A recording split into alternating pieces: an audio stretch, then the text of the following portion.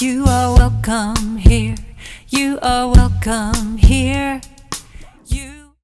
So welcome to the Ventura Center for Spiritual Living. I'm Reverend Bonnie Rose, your hostess with the mostest today, actually the minister. But anyway, it's great to see you, and we're just so grateful that you're here. Also to our friends that are watching online, thank you so much for joining us this morning. Now I'm going to pass the word over to Lonnie, our board president. Good morning, everyone. It's always nice to have a little helper, isn't it? Yes. Yeah. Absolutely. That's why we were talking about alternatives for the message today. Oh, yeah, we were. I know. So you guys might get to participate. Yeah. Anybody got a message, a sermon in their back pocket? I'm happy to, Okay, throw one out. We'll see. Yeah. Well, it's Mystery Sunday, so I know it's going to have. We're going to have a lot of fun, and we have some great music and a message from Bonnie. That's right. Yeah. How could it get any better? I hope. Yeah. Enjoy. Okay. Thank you so much. Thanks. And let me welcome, where is she? Miss Susie Thatcher. Hi, Susie.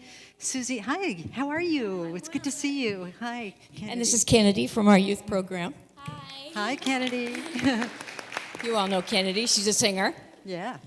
What we're going to talk about in youth today is what makes you, you. So I'm going to start by asking Kennedy, what is it that's so special that makes her, her? Everything. You can't go wrong with that. No. Being you is so important. You are the champion of your own voice, the champion of your life. You walk your own path. You steer your own ship with your own inner compass. So what makes you you? Who are you? What are you good at? What are your dreams? What is your superpower? You want to answer that? What is your superpower? To be kind. Oh, Wow. all right. So I'll leave you with a couple of more thoughts. She has one more. I have a superpower to make people happy. Here you go.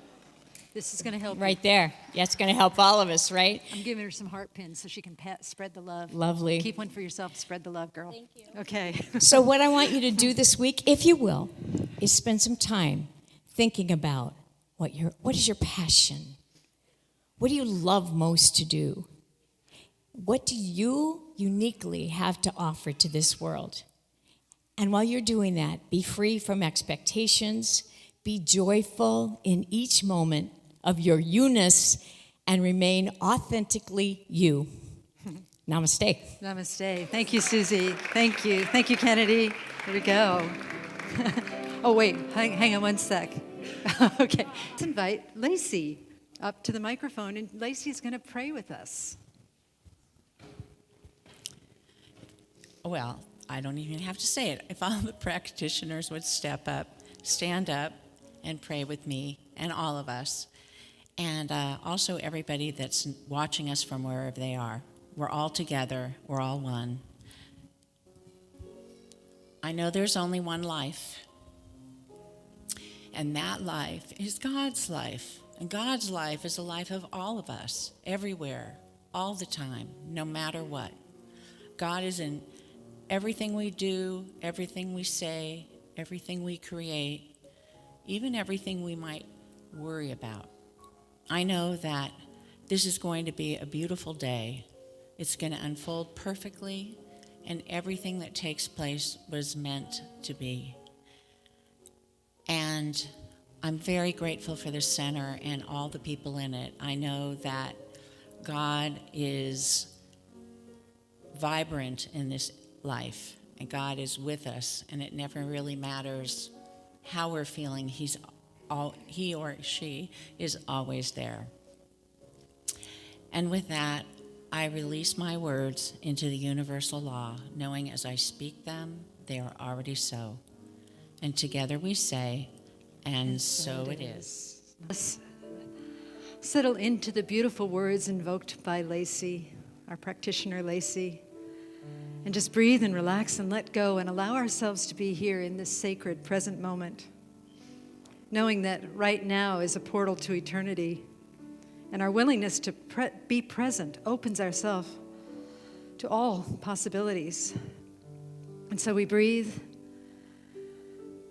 And we call forth a desire to know the truth, a yearning to know the truth about existence, about who we are, about the nature of reality, the cosmos. And so in this spirit, let us open our hearts and listen to the words of our sacred reading. The words of Jalaluddin Rumi, Hazrati Mevlana. What will our children do in the morning? Will they wake with their hearts wanting to play the way wings should? Will they have dreamt the needed flights and gathered the strength from the planets that all men and women need to balance the wonderful charms of the earth so that her power and beauty does not make us forget our own? I know all about the ways of the heart, how it wants to be alive. Love so needs to love that it will endure almost anything, even abuse, just to flicker for a moment. But the sky's mouth is kind. Its song will never hurt you, for I sing those words.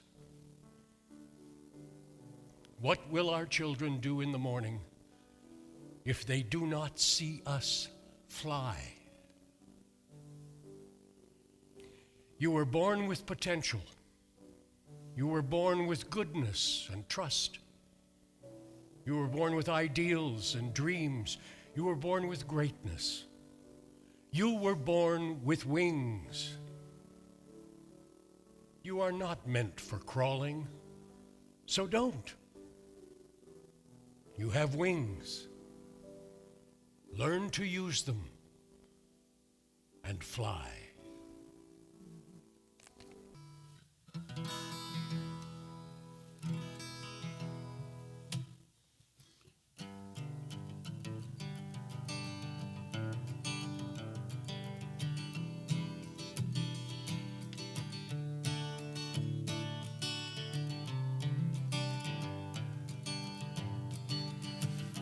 Almost heaven, West Virginia, Blue Ridge Mountain, Shenandoah River.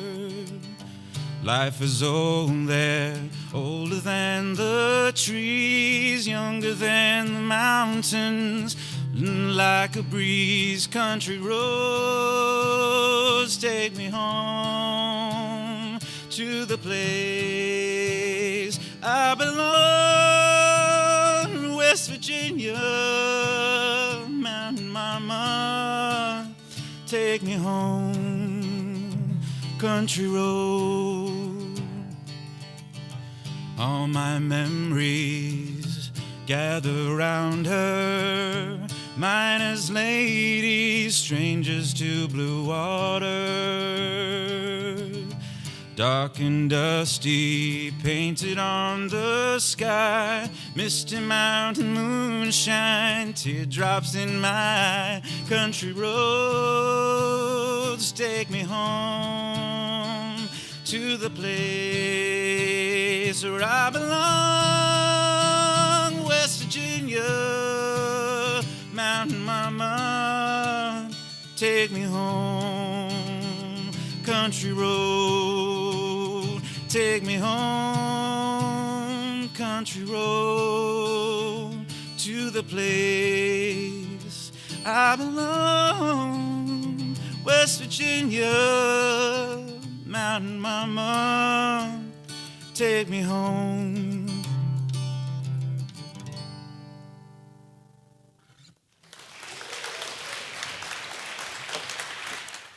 Thank you, Mike. Mike this is the first time he's sung here, so let's give him an extra special. Okay. Yeah. Thank you. Okay.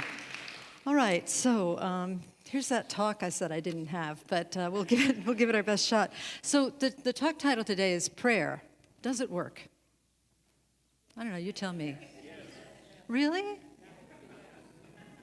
What am I doing here then? It's like. Oh, I'm glad. I'm glad you all believe that, because I believe it works too. And yet there are subtleties, nuances to prayer that I get a lot of questions about as a minister. So we're going to be talking a little bit about that.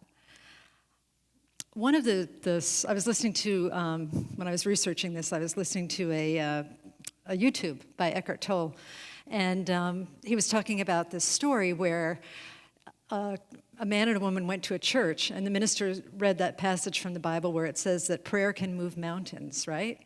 And so this husband and wife came home, and they said, you know, if prayer can move mountains, we're going to put it to the test. We've got this little hill, in our backyard. That's every distraction is an amen or a hallelujah. So let's say amen, hallelujah. Okay. All right. Cell phones in particular. So please, everybody turn on your cell phones.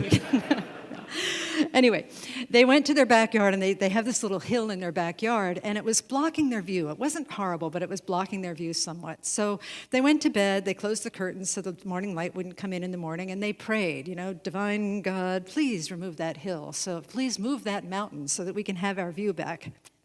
And then the morning came, and the wife sprang to the window, and she flung open the curtains, and the hill was still there. And she said, you see, I knew it wouldn't work.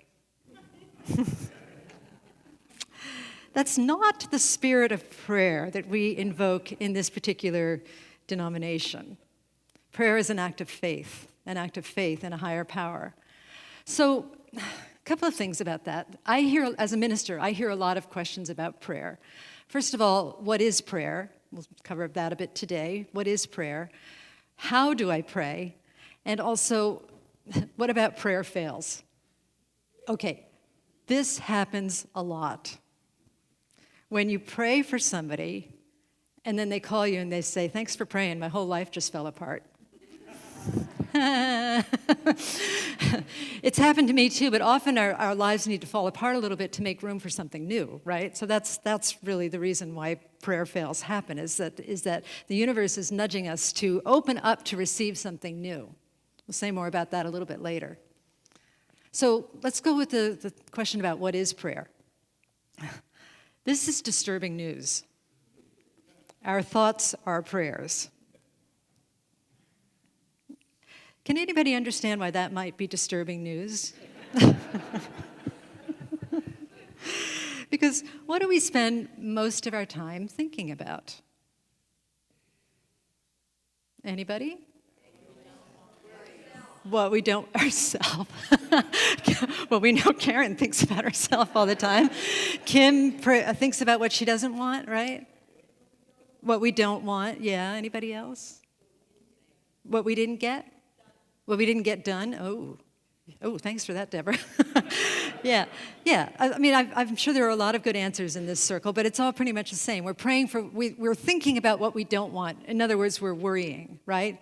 Not getting it done, thinking about ourselves, thinking about my needs versus the universal truth of oneness. We're thinking about all of that. So our thoughts are prayers. There used to be a song like that. I don't sing it anymore because I don't like it, but it's our thoughts are prayers, and we are always praying. So part of praying is to be mindful of what we're thinking about. Another quote is from Ralph Waldo Emerson, and that is, prayer is the contemplation of the facts from the highest point of view. So we rise above the earthbound facts and say, maybe there's a better way of looking at this. Maybe there is a spiritual way of looking at this. Maybe there is a spiritual solution that is embedded in this appearance of a problem, right? It's a contemplation of the facts from the highest point of view, and Ernest Holmes, our founder, said that spiritual truth is superior to material facts. Spiritual truth is superior to material facts. So there's that. And then there's this one, which also might be disturbing to some, but I actually really like this, because we are here to grow. We are here to grow, to grow into a place where we can express more of the divine in our lives. And so Kathleen Norris, who is a Christian author, wrote, prayer is not asking for what you think you want, but asking to be changed in ways you can't imagine.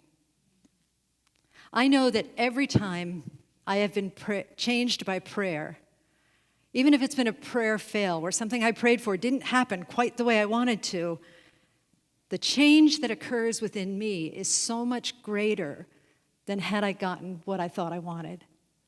Has anyone else experienced that? Yeah, probably a lot of us, right? Interesting, though, about that Ralph Waldo Emerson quote. He says, prayer is the contemplation of the facts from the highest point of view. And that's the excerpt from the quote that I always pull out because I really like it. The contemplation of the facts from the highest point of view. We rise above it and we look at it in a broader perspective. But then I read the rest of the quote yesterday when I was researching, and it said this. Prayer is the contemplation of the facts from the highest point of view, but prayer as a means to a private end is meanness and theft. Like, wow, that's a little harsh, Ralph, okay? It supposes dualism and not only in nature, and not unity in nature and consciousness. As soon as we are one with God, key phrase there, as soon as we are one with God, we will not beg. We will then see prayer in all action. The prayer of the farmer, kneeling in his field to weed it. The prayer of the rower, kneeling in his boat, wielding the power of his oar. Prayer is in all things. And the reason I said that part about as soon as we are one with God, we'll start to see it. When are we one with God? Always, now, absolutely. We just sometimes forget it, right? Who today has forgotten their oneness with God? And it's only 10:30. So there's that. So the other thing I wanted to say about prayer before we kind of get into answering some of these questions is that, as many of you know, I just got back from India. I'm finally almost over the jet lag. It took a really long time to adjust back to U.S. California time. But I've been studying up on Gandhi quite a bit because I was by the Gandhi ashram and very, very impressed with Gandhi's work and some of the things that he taught. When somebody asked Gandhi what his three most important words to convey his message were, he said they were renounce and enjoy. Now, I don't know about the renouncement part, but the enjoyment part I really like. But we'll talk about what renouncement really means shortly, okay? Renounce and enjoy. First, our questions about renunciation, about what Ralph Waldo Emerson said, that praying for an individual end is a meanness and a theft. Does this mean we can't pray for desired results? No, it doesn't mean that. Many of us pray for desired results. Sometimes our prayers are a little misguided. I'm going to tell you a secret, but don't tell anyone. It goes for you people online, too. Sometimes, if I've eaten like a glutton, think back to Thanksgiving, Christmas, Flag Day, the arrival of the Magi, Valentine's Day, Tuesday, you know. If I've eaten like a glutton, I will stand by the scale at the morning and beg God to not have gained weight. I have to say that's not very effective prayer. I perhaps should have prayed before the onset of gluttony, don't you think? And you know, I'm goofing around a lot this morning because that is my true nature, is just joy. That, you know, when Kennedy was up here saying her gift to the world, mine is certainly, I know I'm in alignment when I'm joy, but sometimes, you know, I have to pull myself down and remember that the world is really struggling right now, isn't it? I guess it has been for years, but right now it seems particularly obvious with the shootings that have been happening, with the beating that happened in Memphis, that there are just horrible things happening in the world. And is it okay to pray for desired results? That the family of the young man that was beaten to death by the police in Memphis, that they are comforted, and that there is reform where that doesn't happen again, and that there is something needs to shift with our relationship with violence so that we are much more open to creating peace and creating harmony and creating love and joy in all things. Can we pray for that? Of course we can. It's our duty to pray for that. It's our duty to pray for those things and to take action, because action is part of prayer. But it's also important to know what the source of suffering is. Now, those of you in the congregation that are Buddhists, you know much more about suffering, or the source of suffering, than I do, but the kind of, the the post-it version of the source of suffering is attachment. Buddha said that the source of suffering is attachment. When I was in India, we were talking about suffering. I was one of the facilitators, and I drew the suffering card. I got to facilitate the conversation on suffering, which is good. I'm curious about suffering.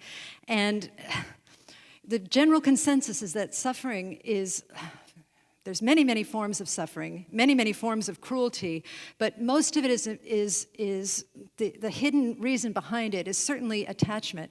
And attachment is another name of saying greed. And I think greed comes from the fear that we don't have enough. And the fear that we don't have enough comes from ignorance of our true nature, ignorance of our oneness with God, our divine connection with all that is, our divine connection with well-being. Either a faulty definition of God where God is like going to smite us with a bunch of thunderbolts and whatnot, or just ignorance of the true nature of God, which is goodness and love and blessedness that is omnipresent and that is always available for us. So the sources of suffering are certainly attachment, manifesting often as greed, fear, and ignorance. When I was speaking about this in India with some of my colleagues, I also noticed how easy it was that greed and grief are so close, They have a vowel rhyme going on, and it's like one sound away. Greed almost equals grief, except for that one sound, D. And what if D stood for duality, the perception of duality, the perception that we are separate? And what if the F in grief stood for faith, moving into a greater faith? So perhaps part of the movement from greed is to recognize that it is grief in disguise. Grief in disguise. And what is the source of our grief? It is our longing. It is our longing. We grieve a oneness for something that has never left us, something that has never walked away. We are homesick for the realm of heaven. We are homesick for the dimension of love that is always with us. And yet we use our thoughts to block it out. We use our perception to block it out. We use our faulty training. We use our faulty notions to block it out. When really, the realm of heaven on earth, the dimension of heaven on earth is right here, right now. And the realm of heaven on earth is eternal grace, eternal happiness, eternal peace. It is the fulfillment of our nature because every being here wants to be happy and wants to be free. That is available for us always, no matter what the external conditions tell us. I'm going to do another little lesson with you where you have to move just a little bit. And we did this recently, but I'm going to add something to it. So I'm going to ask everybody, if you're willing, you don't have to if you don't want to, or if you can't, to stand up.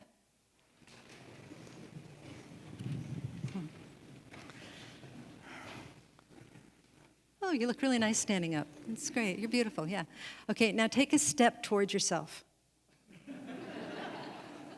Wait a minute, I don't see anybody moving. So that's your relationship with God. You can't get any closer to God than you already are. Now take a step away from yourself. Try not to crash into anybody. I don't see anybody moving. Take a step away from yourself. Dot, will you do it? Take a step away from yourself. Not again. Okay, I'll do it. Or Karen Mondrangen will do it. She'll always play with me. Karen, take a step away from yourself. No. Just step into the aisle. Did Karen step away from herself? No. Wherever Karen is, there she is. Right? Okay, that went well. Thank you. Thank you, people. So let's sit down. And I'll tell you the point of that. So we are always as close to God as we ever will be. God is always with us. The divine is always with us. And wherever we go, there we are. Like, you often hear that said in a negative way, like, when you have a certain set of issues and well, let's talk about relationships. Let's talk about relationships, okay? Back when I was dating, I was always dating these wild musicians, excuse me, but every relationship I dated was the same thing. And I thought, wow, these guys are all really messed up, right? But then I realized that whatever relationship I was in, there I was, propagating the same, dysfunction that was going on there. So wherever you go, there you are. We can use that in a negative way, but also wherever you go, there is God, because God is never separate from you. When Kasturba Gandhi was in prison, and they asked her, how do you feel about being in prison? She's like, there is no prison. Because the bars and the the jailer, all of that was insignificant to her because there she was, and God, Spirit, Krishna, whoever it was for her, was there, Vishnu was there right with her all of the time. So can you make that real for yourself, to know that wherever you walk on holy ground? To know that wherever you walk on holy ground, and if you're walking on holy ground, suffering, or at least suffering over suffering, is optional,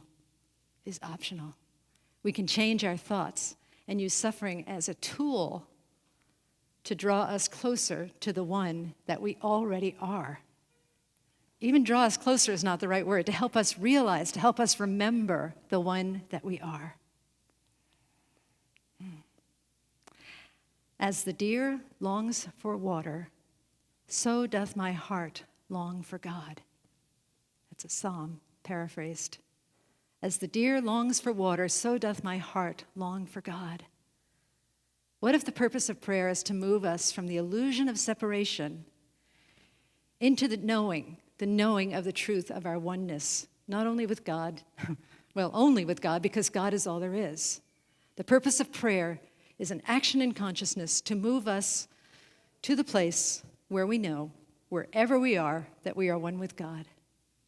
And behind all of our longing, remember when we were saying, can you pray for stuff? Absolutely, you can pray for stuff. Anybody who approaches me for prayer, I will pray for anything you want me to pray for, unless it's something that's destructive to you or somebody else, right? But I'll pray for lotto tickets. By the way, how high? It's pretty high right now, right? I'll pray for lotto tickets, I'll pray for jobs, I'll pray for relationships, I'll pray for anything.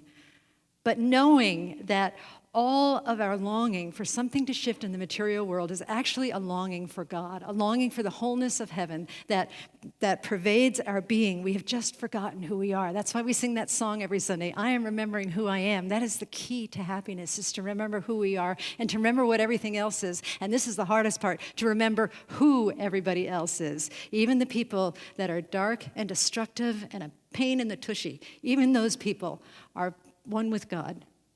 One with God. All of it is God manifested as form. So that longing for God is normal, but we can ease that longing by simply shifting ourselves in consciousness by breathing. The breath connects us with God. And how convenient is that, right? It's free. You don't have to pay anything to breathe. It's right there. In the class that I'm getting ready to teach, it's called The Hidden Gospel, and I'm throwing a little Gandhi into the mix. I'll say more about that later. The Hidden Gospel. At the beginning of each class, we chant Alaha Ruha, which is Aramaic for the breath of God. Because the breath of God is that which pours through us. It's that which animates us. It's that which is us. And it's not only our breath, it's the breath that fulfills the universe, that is all over the universe, the air. It's around the planets. It's on Pluto. And it's within us, too. It's evidence of our interconnection. Alaha Ruha. So again, prayer is our movement in consciousness towards that knowing of our oneness with all beings everywhere, our oneness with the divine.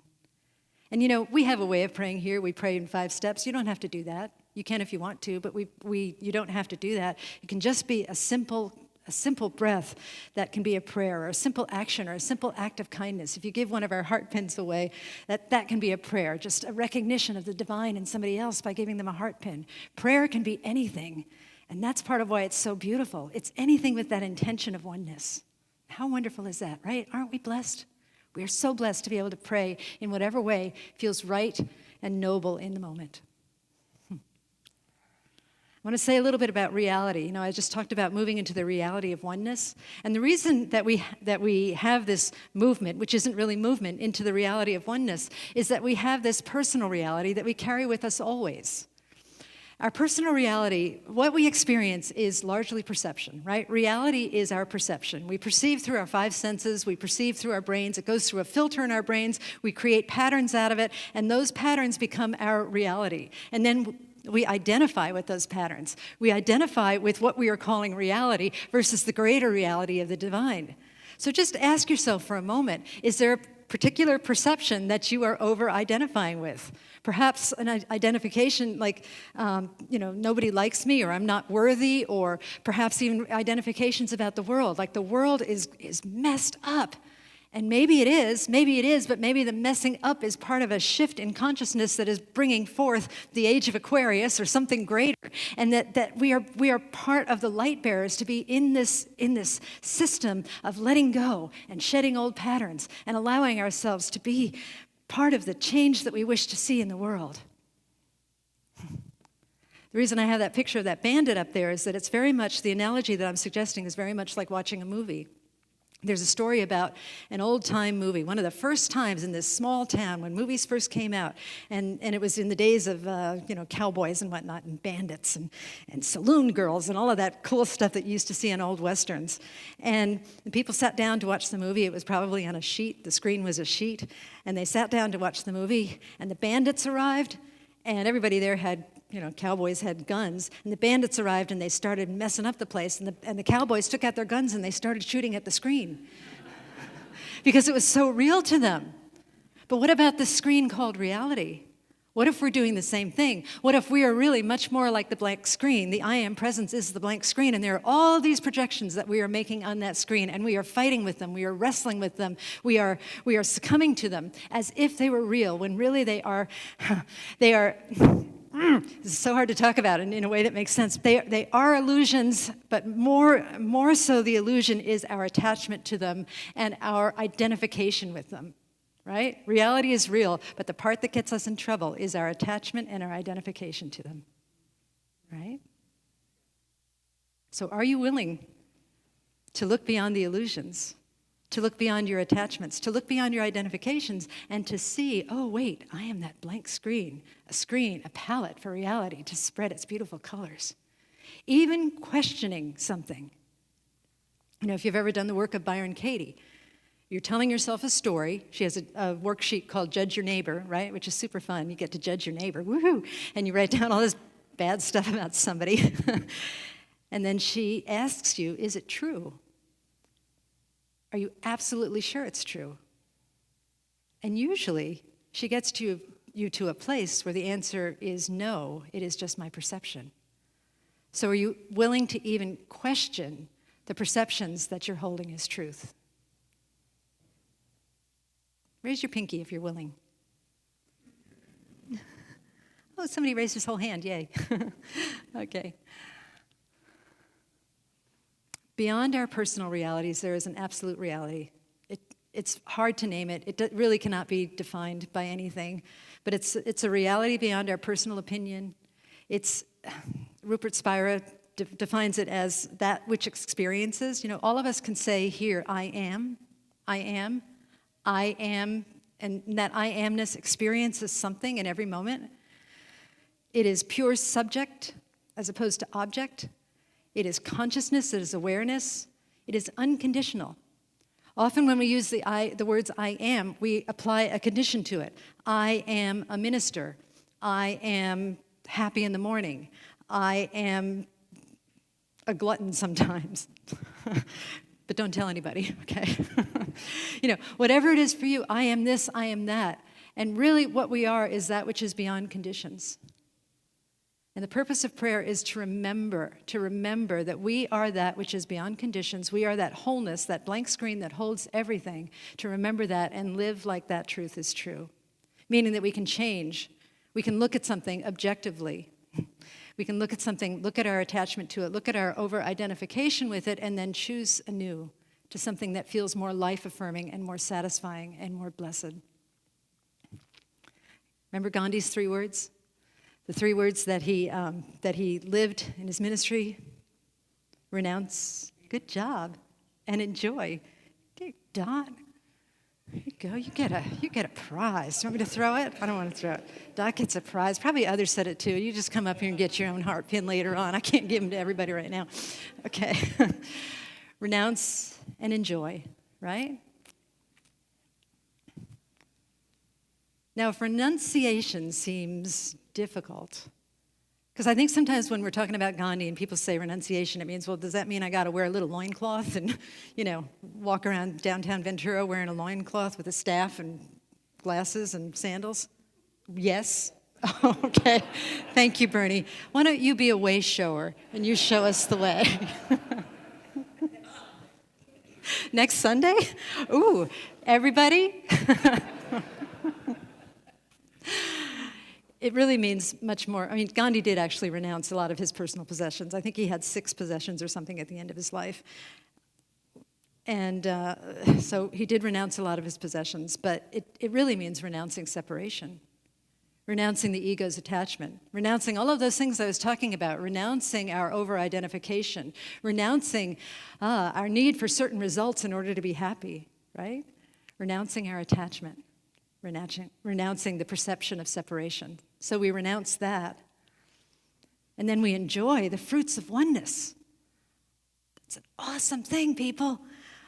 This past week, I've been engaged in a very intense prayer process about something challenging that is going on in my life right now, and I've been meditating on the word renounce, renounce, renounce, renounce. And I had a conversation with my spiritual teacher. Where is he, little stinker? He's right there behind Gandhi, Nipun. I was having a conversation with him about it, and he was saying, yes, renunciation, renounce and enjoy. And you can't really do it the other way around. You can't enjoy and renounce. And yet I challenge that, because there is a place where the two become one. It's in the Gospel of Thomas. When the inside becomes the outside, then the two become one. When we enjoy renouncement more than anything, then renouncement is joy. Then joy is renouncement, and renouncement is joy. Is that too weird for everybody? Okay, good. Renunciation is awesome, people. It's renouncing our attachment to results, and that gives us so much freedom. So much freedom. It's the thing of letting God be God, is we're not clenching on God and saying, God, you got to do it my way. I remember years ago when I went to this particular practitioner about another problem I was challenging, she said, you can pray for that specific result, but you may not give God the wiggle room God needs in order to do what God needs to do. So just think about how you want to feel and pray for that. Renounce attachment to the result, but completely connect to the enjoyment of feeling what it is you wish to feel and pray for that. That is a powerful practice for prayer. In our denomination, we have a prayer that we don't say it here very much, but it's a beautiful prayer. There is only one life. That life is God's life. That life is perfect. Perfect meaning inclusive of everything.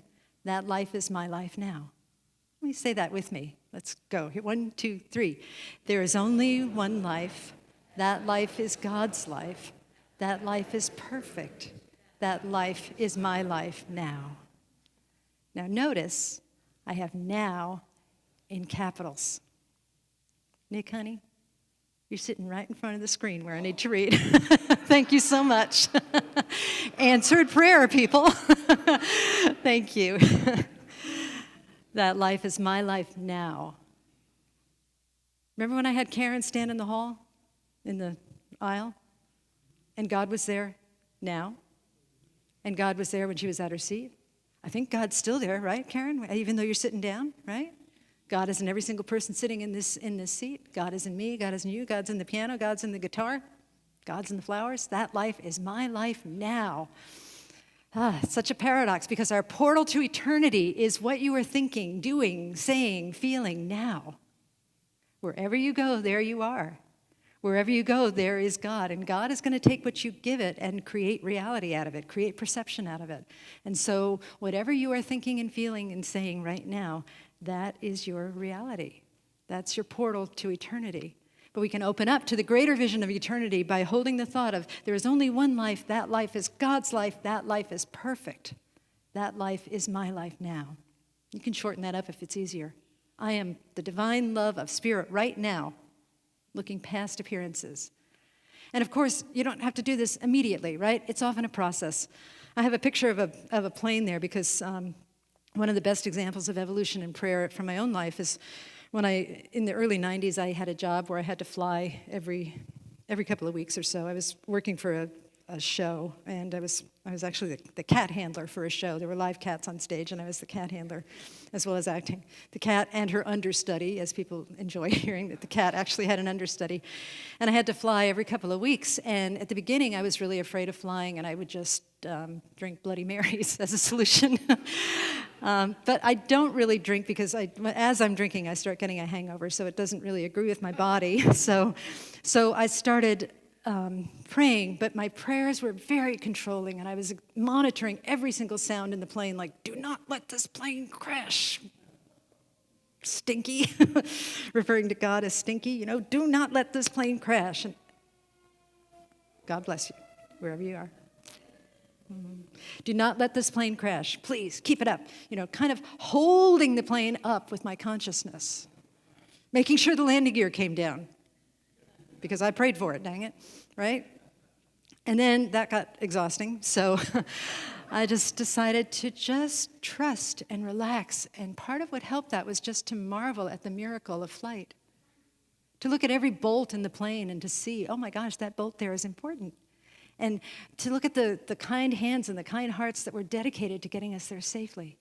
So it was the same situation, still on a plane, but just a totally different consciousness around it. That's what I'm talking about.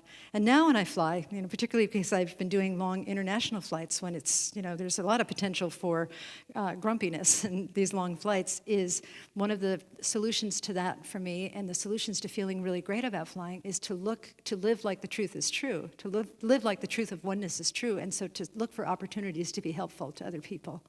It's a beautiful way to think about a long flight. Whether it's a layover, whether it's on the flight itself. It just shifts everything. Again, it's renouncing attachment to possible disaster and enjoying the gift of being kind to others. So it's okay to pray for what you want. And if you want things, if you want specific results, is that okay? Yes, I would say yes. There's another prayer story from my own life. That's a picture of my cat, Molly, who is, her poor little life is consumed with the legs of dogs.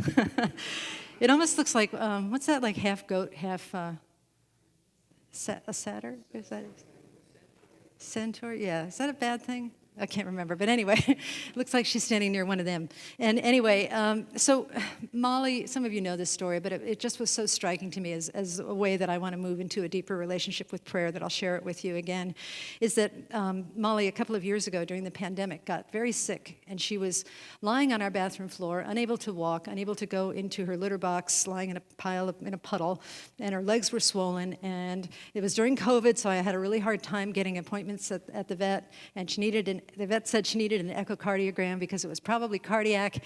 And so I got the appointment, but it was a week away, and I was concerned that she was going to die because she wasn't eating.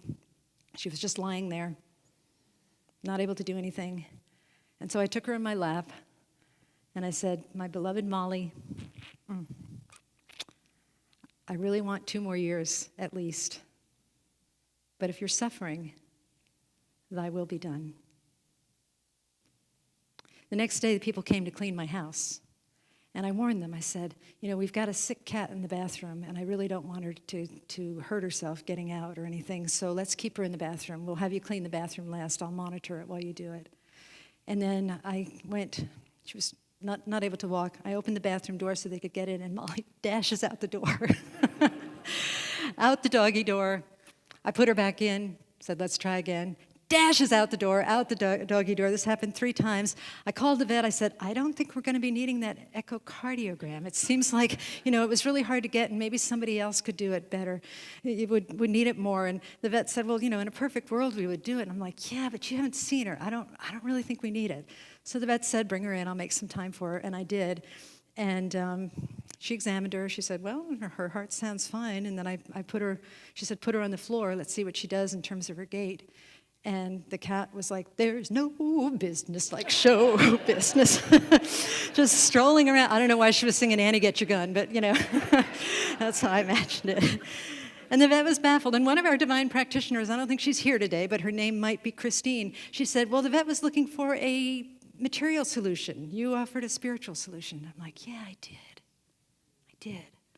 I was shy about telling the vet that. It didn't occur to me at the time, but there are spiritual solutions for everything. It may not look like a healed cat. It may not look like a healed anything. It may not look like a perfect world. And about the world, I think about Gandhi when he did the Salt March, which was a turning point in the history of India. Gandhi meditated for 15 years to get his consciousness right and his followers right before he actually led the Salt March. Everything was going along great, and then there was the incident at the prison in Chari Chari where the Indians had been attacked, and so they locked a bunch of people in the prison and burnt it down. And Gandhi said, we're going to stop. We're not ready for this. We need the consciousness of peace and healing before we do the Salt March, and it took 15 years. So I guess my urge for all of us in terms of results from prayers and results from healing prayers for the world is that, yes, it may take some time. It may take some time. It may take some energy. But really, it is changing ourselves and changing the world. And we can all start that right exactly where we are. And as we do it with a clear consciousness, with a clear heart, with the willingness to serve, with the willingness to renounce and enjoy the service, and know that renouncement and enjoyment truly are one, then we move into that space of unconditional love where there is the infinite potential for healing. Gandhi talked about ahimsa, which is unconditional love, another way of saying unconditional love. He also talked about satyagraha, which is soul force, and that is unconditional love in action. And that's how he managed to uproot this empire that had been stuck in place for hundreds of years. He uprooted the empire with these spiritual principles, with dedication, with devotion, and certainly with prayer. Prayer, the prayer of changing oneself, was his greatest secret weapon, and it can be ours too. Another story about prayer. There's a story about a church that was by the Great Smoky Mountains, and they built a new church. They had saved up for it for years, and they built this new, beautiful church. And they were about to open in 2 weeks, and then 2 weeks before the opening, the building inspector came, Lonnie, and said, you can't open the church. The parking lot does not fit the size of the building. Now, I'm smirking because how ironic that perhaps some of you have noticed that we have a little tiny parking issue here, right? Okay. Anyway, the parking lot does not fit the size of the building. And so the minister said, I am not going to be dismayed by this. There was a huge mountain there where a parking lot could have been. I am not going to be dismayed by this. I am going to pray with the people in the church who have the consciousness to move mountains. And so they got together and they prayed for hours, all night long. The next day, somebody knocked on the door. Somebody from Acme Construction. I don't know if that's real. But he knocked on the door and he said, we're building a shopping mall 10 miles from here and we need some extra dirt. Would it be okay if we removed your mountain and took the dirt away with us and then paved where the mountain used to be so that you can have a bigger parking lot? Amen and hallelujah, right? There you go. So with that in mind, let us know that all prayers are answered and that the greatest prayer is to know the presence of God, to know the presence of grace, to know the presence of joy, to know the presence of whatever it is your heart is longing for in everything that you do, in every moment. Wherever you are, there it is. And let's echo that quote that Hugh did in the reading this morning, just by affirming the spiritual truth for ourselves. Let us read together. Here we go. We are born with potential. We are born with goodness and trust. We are born with wings. Today we use them and learn to fly. May peace prevail on earth. And so it is. Namaste. Thank you. Thank you. Oh, thanks. Thank you. Oh, I have to pray. Sorry, I forgot. I have to pray. In my sermon about prayer, I forgot to pray. Okay, I'll do a quick one because I went a little long. Okay. There is only one life. That life is God's life. That life is perfect. That life is our life right now. And from that place of knowing this oneness of God's life, let us know that great transformation has occurred in every single person's heart today. Whether it's through the music, through the message, through the community, through this gathering of laughter and joy, through our capacity to hold both suffering and sadness and triumph and joy, let us absolutely know that God is present in all of it and that God is present wherever we are and that we carry that vision, that essence of spirit with us always because it couldn't be any other way. Our work is to release identification with something that feels like it's not God, with something that it feels like it's not good, to recognize that there is always a bigger reality, always a greater truth, and today we collectively support one another as we step into that greater truth. And so I'm just so grateful for this time together, so grateful for everyone that said yes to church this morning, everyone that showed up to support the community, to show up to support one another as we delve into challenging questions and do our best to love ourselves and love the world around us. I'm just so grateful for all of that. As I am grateful for all paths to God, churches, synagogues, temples, mosques, ashrams, gurdwaras, so grateful for all of that and so much more for this teaching. And with a heart that is so filled with gratitude, I say, thank you, Spirit. Thank you, love. And I release these words into the divine mystery. And together we say, and so it is. Namaste. Thank you. Forgot to pray. Oops. Oh, there's that. Yeah. So I have to say, Bonnie, I love when you stand up here and say, I don't have a sermon. I got nothing. It doesn't usually turn out that way. It's very bizarre. I know. It's actually the opposite of what I preach. I should be doing like positive affirmations. So, Well, I thought there were some key things because, first of all, I love that you said, everywhere I go, there I am. Yeah. Yeah, Yeah. because I know I think about that Really? sometimes. Yeah. Well, when you're trying to change your life and then you really think it's everyone else and then you realize like, oh, it's me. yeah, that's a shame. Yeah. It can be. Yeah, Because here we get to know that it's a good thing. Yes, of that's that. right. And I think the message really is like once you get out of the way, Yeah. like something else happens. Yeah. Like oneness. Yeah. God. Dang, Lonnie, where were you when I was doing that whole I was right there. long I sermon? was cheering you on. Okay, thank you. Well, because I'm always thinking, for myself, Yeah. but the honor of doing the offering, which, as you know, I shared before, I only said yes because Bonnie asked. It wasn't really my thing to get up here and talk about money or giving or tithing, blah, blah, blah. And then I thought I'd do the enjoy, like have joy about it, because it is really a fun thing. And I did that with you during the pandemic, which I didn't think it was a lot of fun. No, then. it wasn't so much fun. It's more No. fun now. Yeah.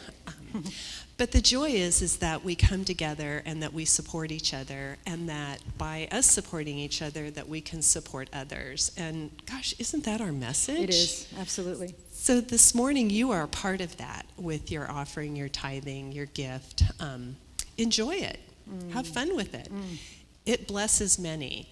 And I'm going to get a little plug for the annual meeting, because in the booklet and what we'll be talking about is some of the ways that we have blessed others, and that is you blessing others. So Absolutely. I invite you this morning to place your offering over your heart and repeat after me. We trust in spirit. We trust in spirit. Love is a giver and receiver of all that we are. Love is the giver and receiver of all that we are. We offer this gift. We offer this gift. It is an outer expression of our inner abundance and compassion. It is an outer expression of our inner abundance and compassion. Our gifts bless many Our gifts bless many and return to us multiplied in miraculous ways, and return to us multiplied in miraculous ways, so that we may give again. so that we may give again. And so it is. And so it is. Thank you, Lonnie. Thank you all for having me here.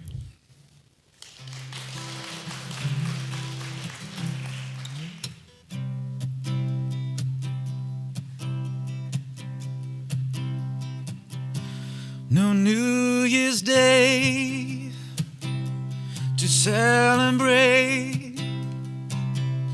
No chocolate-covered candy hearts to give away.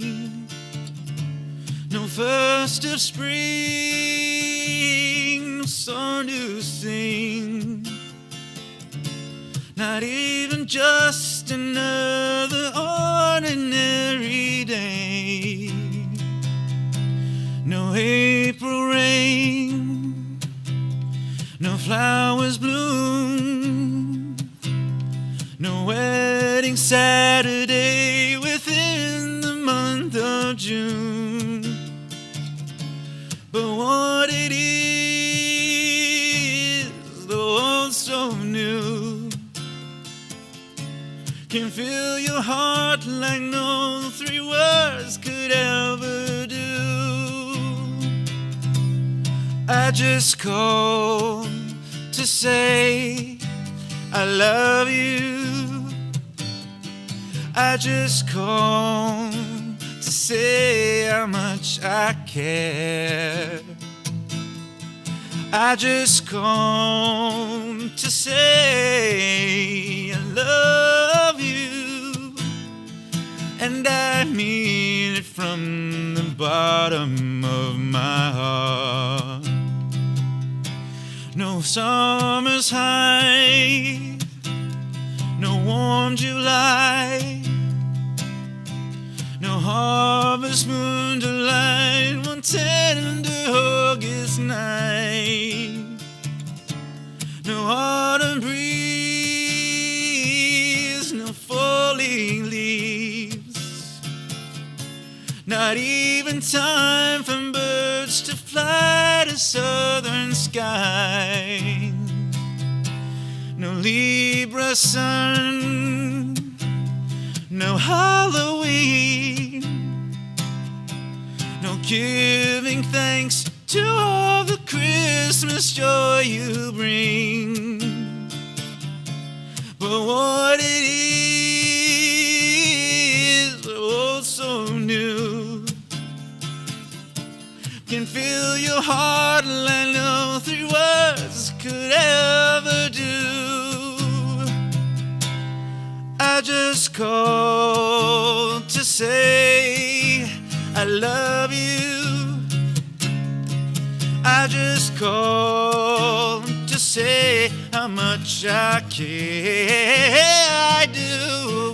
I just called to say I love you, and I mean it from the bottom of my heart. Of my heart. Of my heart.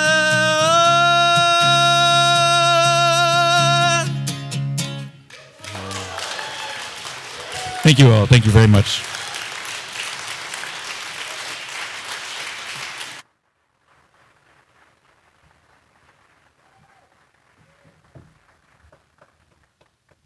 Thank you again, Mike. Thanks so much. Okay, we'll just do some real quick announcements here.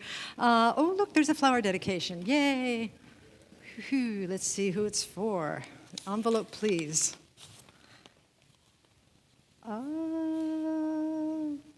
To Mary O'Carrigan.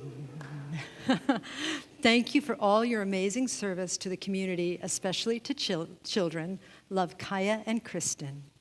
Aww. Yay. So let us pray. So we turn within and just recognize and realize what a beautiful community this is. This community, this gathering of souls brought together by divine appointment, brought together for a very specific purpose that may not even be known to us, not known now and may not be known ever. But we just trust that this gathering has enriched our hearts and that we bring this enrichment to the world around us, and that it ripples out to beings that we won't even know and to generations that we won't even see. How wonderful it is to be part of the change that we wish to see in the world, to be part of the calling forth of the greatness of the divine presence in all things. I'm just so grateful for this opportunity for everyone who has shown up to participate in creating this beauty around us, and just so grateful for the divine. And so with a heart that is so filled with gratitude, I say, thank you, Spirit, thank you, love, and I release these words into the divine mystery. And together we say, and so it is. Namaste.